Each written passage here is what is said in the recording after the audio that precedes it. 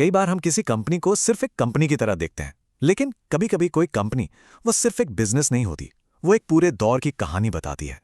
आज हम सिर्फ सीमेंस एनर्जी इंडिया की बात नहीं कर रहे, हम भारत के खरबों डॉलर के एनर्जी ट्रांजिशन में निवेश करने के सबसे दमदार तरीकों में से एक को समझने जा रहे हैं। तो सवाल ये उठता है कि जब किसी देश में एक पूरी पीढ़ी का सबसे बड़ा बदलाव आ रहा हो, एक सुपर साइकिल, तो एक निवेशक उसका फायदा कैसे उठाए? जब पूरा सेक्टर बदल रहा हो, तो उस बदलाव की लहर पर सवार कैसे हुआ जाए? यही वो सवाल है जिसका जवाब हम आज ढूंढने वाले हैं। और इसी सवाल का जवाब हमें ले आता है सीमेंस एनर्जी इंडिया तक, जिसे हम SEIL कहेंगे। देखिए, ये कोई आम इंजीनियरिंग कंपनी नहीं है।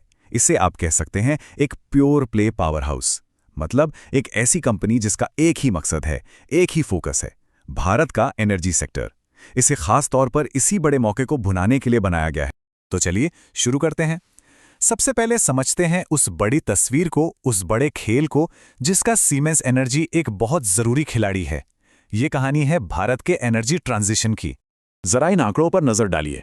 अगले 10 साल में 9 लाख करोड़ रुपए से भी ज्यादा का खर्च सिर्फ ट्रांसमिशन पर। सोचिए, और सरकार का लक्ष्य है 2030 तक 500 गीगावाट रिन्यूएबल एनर्जी।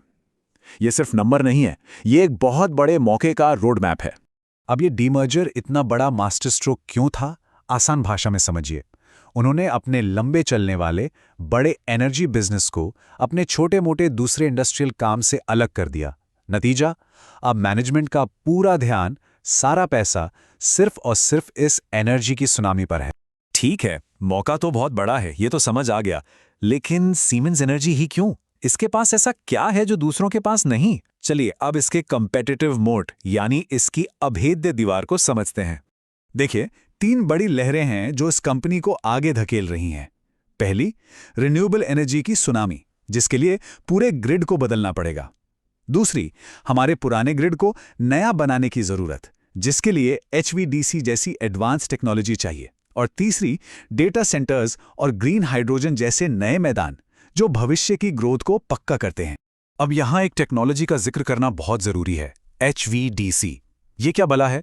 सिंपल शब्दों में, ये बिजली को हजारों किलोमीटर दूर तक बिना किसी खास लॉस के भेजने का इकलौता तरीका है।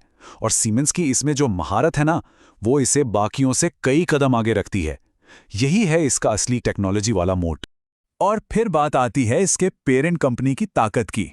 सोचिए, एक तरफ सीमेंस AG जैसी ग्लोबल जायंट का हाथ सिर पर है, और दूसरी तरफ सीमेंस एनर्जी AG से दुनिया की बेस्ट R&D मिल रही है। तो ये सिर्फ एक इंडियन कंपनी नहीं, बल्कि एक ग्लोबल पावर हाउस का हिस्सा है। बातें तो बड़ी अच्छी लग रही हैं, पर क्या नंबर भी यही कहानी कहते हैं? चलिए अब इसके किले जैसी मजबूत बैलेंस शीट के अंदर झांकते हैं। पहला नंबर, और क्या जबरदस्त नंबर है, 16,000 करोड़ रुपए। ये कंपनी का ऑर्डर बैकलॉग है। मतलब इतने का काम तो इनके पास पहले से ही पड़ा है। पिछले साल से 47% ज्यादा। रेवेन्यू की टेंशन ही नहीं है। और अब वो नंबर जो किसी को भी हैरान कर दे, 0। इस कंपनी पर कोई कर्ज नहीं है, 0 नेट डेट। इस इंडस्ट्री में जहां हर कोई कर्ज में डूबा है, ये किसी चमत्कार से कम नहीं है। और तीसरा नंबर, 38.5%। ये है रिटर्न ऑन कैपिटल एम्प्लॉयड। आसान भाषा में, कंपनी अपने लगाए हुए हर 100 रुपए पर 38.5 रुपए कमा रही है। ये सिर्फ ग्रोथ नहीं है, ये प्रॉफिटेबल, एफिशिएंट ग्रोथ है। और अब आता है इसका secret weapon, negative working capital. सुनने में थोड़ा टेक्निकल लगता है, पर है बड़ा मजेदार। इसका मतलब है कि कंपनी अपने कस्टमर से पैसा पहले ले लेती है और सप्लायर को पेमेंट बाद में करती है। मतलब इसके बिजनेस को इसके कस्टमर और सप्लायर ही फंड कर रहे हैं। ये तो एक कैश छापने वाली मशीन बन गई। अच्छा, अब तक तो सब कुछ किसी सपने जैसा लग रहा है ना? लेकिन हर अच्छी कहानी में एक ट्विस्ट होता है, और यहां वो ट्विस्ट है इसका वैल्यूएशन। चलिए अब इस सबसे मुश्किल सवाल का सामना करते हैं। ये स्लाइड पूरी कहानी साफ कर देती है। सीमेंस एनर्जी का P रेशो है करीब 80.5, जबकि सेक्टर का एवरेज है सिर्फ 40। तो हाँ, ये महंगा है, इसमें कोई शक नहीं। पर एक मजेदार बात देखिए, इसका सबसे बड़ा कॉम्पिटिटर हिताची एनर्जी, वो तो 115 के P पर है। तो उसके मुकाबले तो ये फिर भी ठीक है। तो सवाल ये है कि ये इतना महंगा क्यों है? देखिए, बाजार इसकी आज की कमाई पर दाव नहीं लगा रहा। बाजार इसकी आने वाले कई सालों की ग्रोथ पर दाव लगा रहा है। जैसा कि इस कोट में साफ लिखा है, आज निवेशक FY27 और FY28 की कमाई के पैसे दे रहे हैं। तो हमने बड़ी तस्वीर देखी, कंपनी की ताकत समझी, इसके फाइनेंशियल्स को परखा और वैल्यूएशन की गुत्थी को भी सुलझाने की कोशिश की। अब इन सबको एक साथ रखकर एक फाइनल वर्डिक्ट पर पहुंचते हैं। तो देखिए, पूरी कहानी इन दो कैंप्स में बटी हुई है। बुल केस यानी जो लोग इसमें तेजी देख रहे हैं, उनका कहना यह है कि ये एक जबरदस्त सुपर साइकिल है, कंपनी के पास टेक्नोलॉजी की ताकत है और बैलेंस शीट पत्थर की तरह मजबूत है। वहीं दूसरी तरफ बेयर केस यानी मंदी वाले लोग चेतावनी दे रहे हैं कि वैल्यूएशन इतना ज्यादा है कि एक छोटी सी गलती की भी कोई गुंजाइश नहीं है।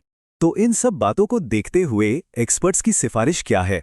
सिफारिश है एक्यूमुलेट ऑन डिप्स, यानी जब भी स्टॉक में गिरावट आए इसे धीरे धीरे अपने पोर्टफोलियो में जोड़ें। नजरिए की बात करें तो कम से कम 3 से 5 साल का सोचना होगा।